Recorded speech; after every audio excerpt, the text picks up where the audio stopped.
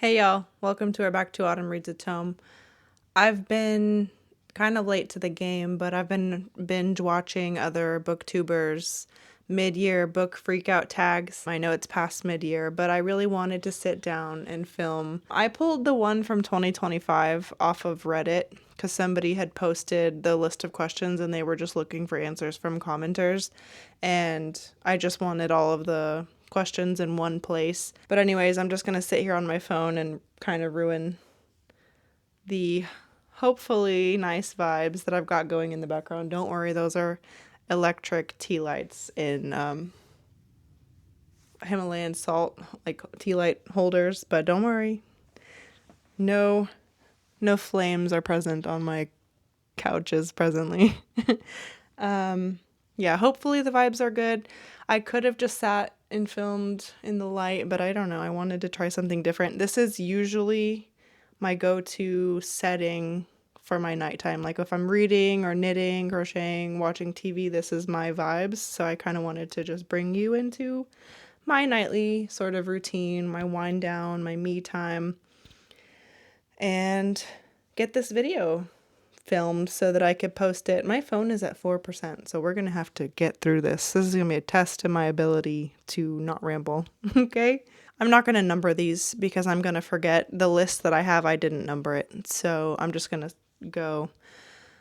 What is the best book that you've read so far in 2026?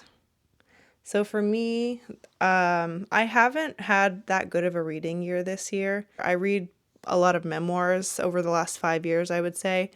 And this year, it's weird to critique somebody's life as something that you enjoy reading about, but unfortunately, it's the best that I've got this year. So for me personally, the best book that I've read so far is Finding Me by Viola Davis. I just felt such strong emotions while I was reading that book. I feel like I felt the entire spectrum, which for a memoir, I guess isn't that unusual. But I listened to the audiobook, which really, really had even more of an impact because Viola Davis just has such a powerful voice, and telling her story, like you could just feel the memories that were, going through her mind, not only when she wrote the book, but when she narrated it as well. She has had such an intense, crazy life, things that she's been through. She had horrific bullying, horrific abuse in her family, things that she witnessed as a child that no child should ever have to witness. The things that she faced as a Black woman trying to make it in Hollywood, her story was just incredible. I enjoyed that reading experience so much. But at the same time, like I said, it does feel really weird saying that my favorite book I've read is reading about Viola Davis's trauma, But I'm sure that she put it out for a reason. She opened up a big part of her soul to let us into that part of her life. And she did a hell of a job doing it. That's really all I can say. It's the best book I've read so far this year. Okay, next question. What has been your favorite sequel of the first half of the year? So I kind of have to cheat here because both answers are cheating. So I read the entire Peach Girl manga series. It's 18 volumes. It's by the author, her name is Miwa Ueda.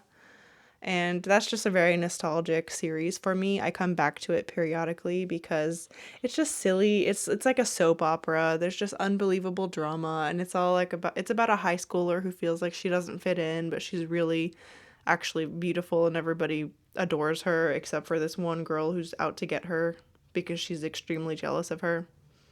And it's just really fun. So if I had to say my favorite sequel, because I read the entire series, I read 17 sequels, so it has to be that one. But the other kind of cheating is I finally read Heated Rivalry, which I know you can read the books. It's the Game Changer series. I know that you can read them out of order. It doesn't really count as a sequel technically. It's based on the same playing field of characters, basically. I did not read Game Changers, but I really would like to now. I did watch the first few episodes of Heated Rivalry on HBO, and I know that one of the episodes I saw was based on Game Changers, and that episode was so well done that it made me want to go back and read Game Changers. But for now, Heated Rivalry. It was so much fun to read. I read it so quickly. I read it in Japan. And considering how much we were doing while we were there, and I still managed to get that book read in my downtime, like on the trains or, at night before bed, it's kind of incredible that I managed to do that because I really made the time to read it, and that's how good it was. It was just fun.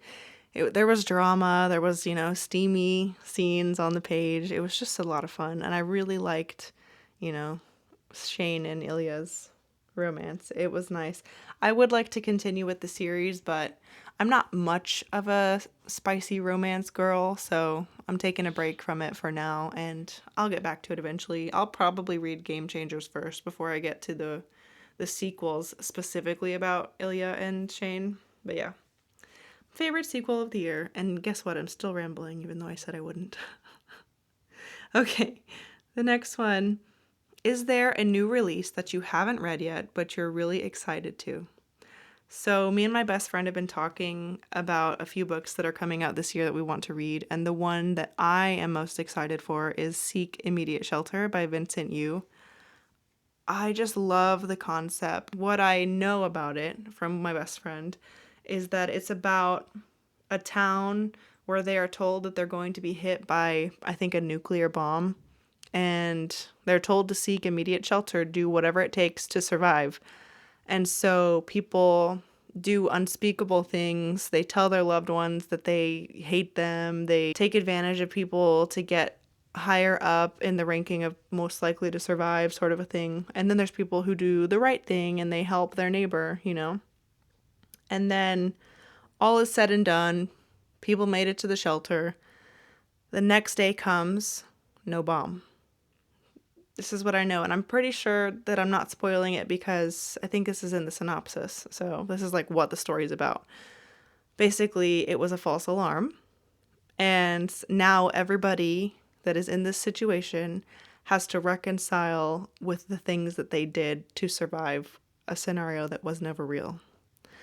And that concept was just so fascinating to me. So if I had to choose a new release, like one new release that I want to get to, it would be that one. Next one is, what is your most anticipated release for the second half of the year? And I didn't have one offhand for this question, so I went and did some research on books that are coming out, and nothing was really speaking to me, so unfortunately I can't really answer this question. I've been really trying to limit my book shopping because for me, it can become addicting. And I'm sure a lot of people, it sounds silly, like I'm talking to people who read books. You know that reading books and buying books are two different hobbies. It's a common thing said on BookTube, but it's true. And I am a victim to that. So I'm trying really hard to be really strict with what I want to buy. Sorry, my neighbor's dog. Let's give it a minute. While we're here, go grab yourself a nice beverage, because apparently I'm talking more than I anticipated.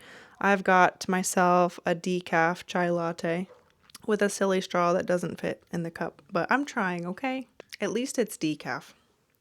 It's so good. It's the box mix too, like it's a lazy chai latte, but I don't care. It's delicious. Took me less than a minute to make, and it's awesome. Okay. Oh, you heard that? Okay, yeah. So no, not really any anticipated books this year, if I'm being completely honest. I could make up something, but I'm not trying to push you to buy books just for the sake of it, and I'm trying to do the same for myself. So I'm going to talk to you the way that I would talk to my best friend, because at the end of the day, the point of this tag is to talk about my own opinions, but also if you're watching it, it means there's some level of influence. A lot of the book collection that I have assembled has been from other booktubers and reviews and things like that. It is pretty rare these days for me to just pick up any random book that I've never heard of. Like, life is just so short. I don't want to take the gamble because I'm terrible at DNFing. I'm rambling. What is your biggest disappointment so far? Oh my gosh, this question is really hard for me to answer, but I forced myself to choose one book. And unfortunately, I did not think that we would be here, but the answer for me is Moby Dick by Herman Melville. I really, really loved the first half of this book, and I do think that it's worth reading as a whole if you read an abridged version. I do not recommend reading the unabridged version like I did. I just had to do it for the sake of it, but sadly, the second half of the book just feels like reading a textbook about whales. So the reason that I read it is because I'm part of the Game of Tomes book club on Fable and YouTube. It's hosted by Carolyn Marie Reeds and Emmy. And I'm pretty selective about the books that I choose to participate in that club. I don't read all of the books. Like, for example, I'm supposed to be reading the entire Anne of Green Gables series, which is 8 books, I believe, and I chose to opt out of that. I just don't want to be dragged into it. But I was interested in Moby Dick because it's just one of those classics that they say is easy to read and also hard to read, but you really can't have that understanding until you go into it. But now I really do get it because the first half is funny and the narration is great. It feels like an adventure. You're at sea, you're learning about the characters, they're forming relationships, and it's so much fun. And then for some reason, I was watching Emmy's review of the book, and she put it in a way that was really fun. She said it was like Herman Melville remembered that Ishmael is supposed to know about whaling, so he switches off of the narration of the story and just dives into knowledge about whaling and voyaging on the sea, and it was so hard to get through some of the parts of the book. It just felt endless. Like, some of the chapters are 1 page long, and then there's others that just feel like they're never going to end because you're just reading about whale species or how they disassemble the whales once they've killed them.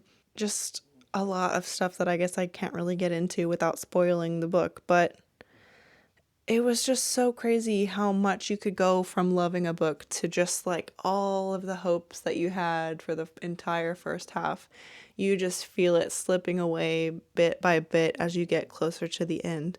And then by the time you make it to the last, 50 to 100 pages at least, it moves so quickly because he's like, oh yeah, we got to catch up to the point of this book, which is Moby Dick. And it just goes 0 to 100 and you're just like trying to catch up to this man's brain that he's somehow managed to get all of this on page. But it's just like over, just like that. After all of that slog that you have to get through in most of the second half, you just have that very little bit at the end that just zooms off and you got to catch up and then you're just cut off. And that's really all I can say. That was so disappointing. I was so sad that the end wasn't like the first half. But again, if you read an abridged version, I'm sure that you will enjoy the entire experience. I don't recommend unabridged. That's all I will say. Okay. Next question. What is your biggest surprise so far?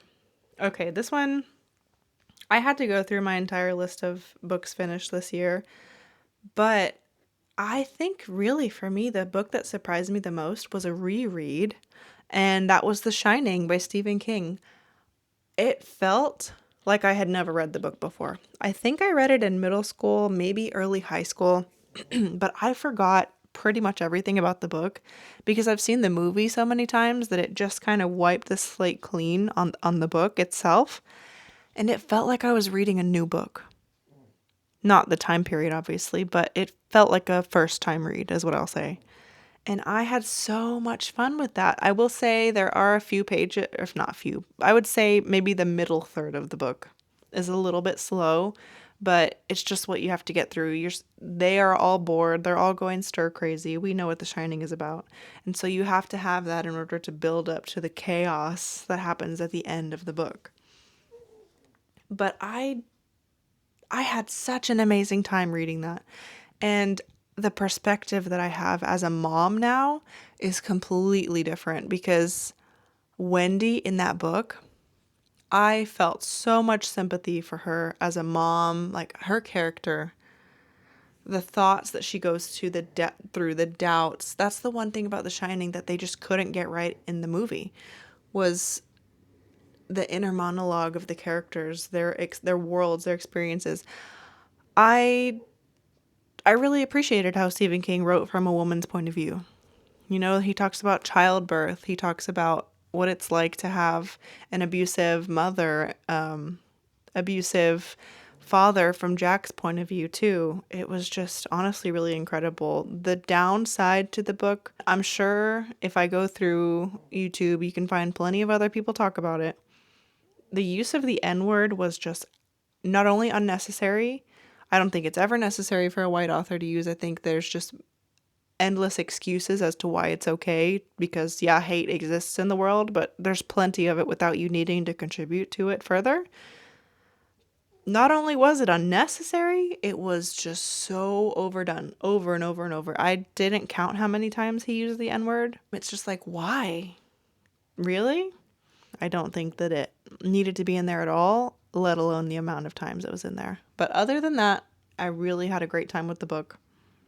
It was my biggest surprise of the year because I didn't remember my first read, and it was very surprising. Also, there's some major scenes in the movie that are not anywhere in the book, and I did not remember that.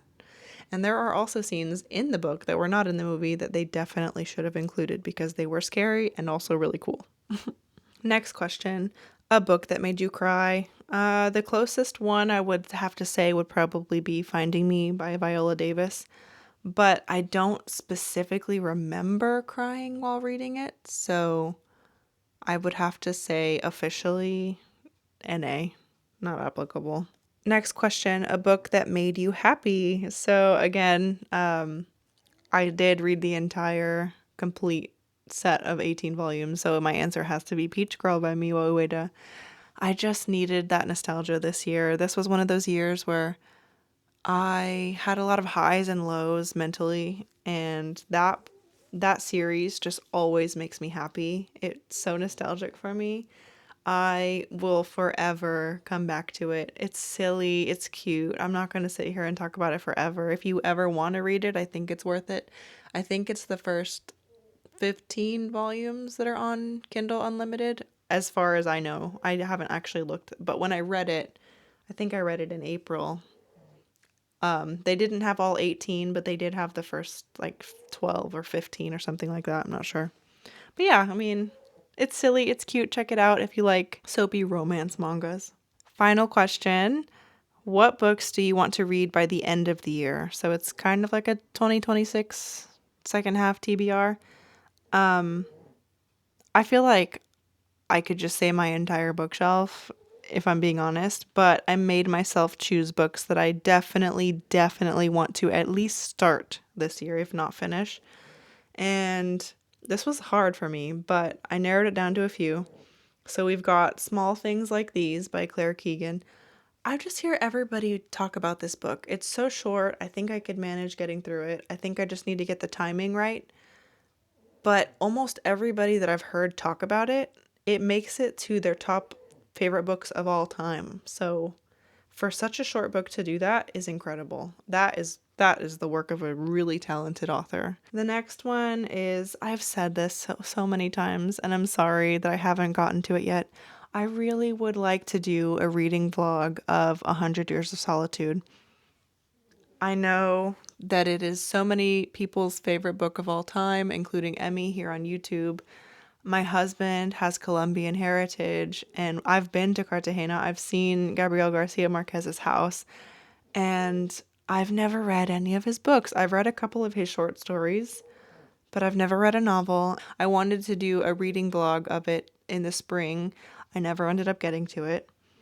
And here we are in July. I've got all this time. I'm literally about to go to Colombia. So maybe I can bring it with me and read 100 Years of Solitude in Colombia. I don't know. We'll see. The next one is Secret History by Donna Tartt.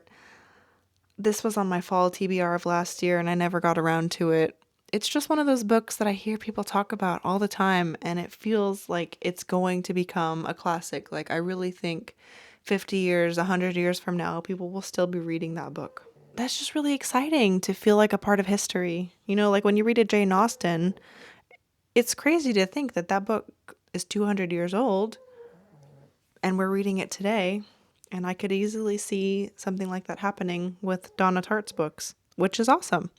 Even though I've heard mixed things about her as a person, I really can't talk to that. Okay, so the next one is another newer release that I didn't want to put in that question, but it's Yesteryear. I can't stop thinking about this book. I've added it to my Libby. I think I'm on hold. I'm like 700th in line because I'm using the Boston Public Library. It's insane. Or maybe, no, that's not true. Okay, so my local library, I'm 700th in line.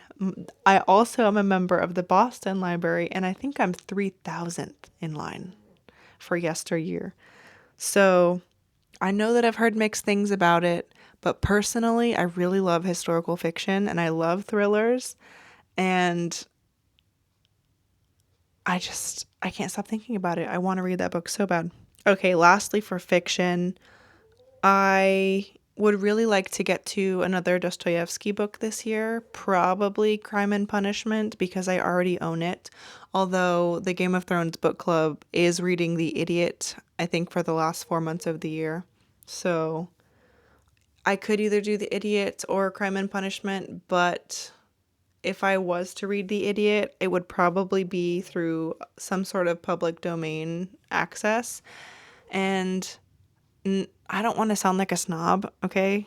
But the Constance Garnett translations are usually the ones available in the public domain. I don't know. I definitely prefer the P&V translations for sure. That's the one that I read for the Brothers Karamazov, and I had a really wonderful time. It's the edition that I have for Crime and Punishment as well. I've heard that it's truer to the sentence structure of Russian, even if the translation itself isn't perfect, if that makes any sense. That's what I've heard. I can't really say too much because I've only skimmed through the Garnett versions, but even skimming enough was enough for me to decide to find another translation. And I just watched a few YouTubers talk about different versions and who they prefer and why, and that drew me to Peviar and Volkonsky. Okay, and then I do also enjoy reading nonfiction. So the few nonfiction books that I would like to, first of all, finish, Solito. I've already started that by Javier Zamora, I think is his name. But anyway, Solito, I would like to finish.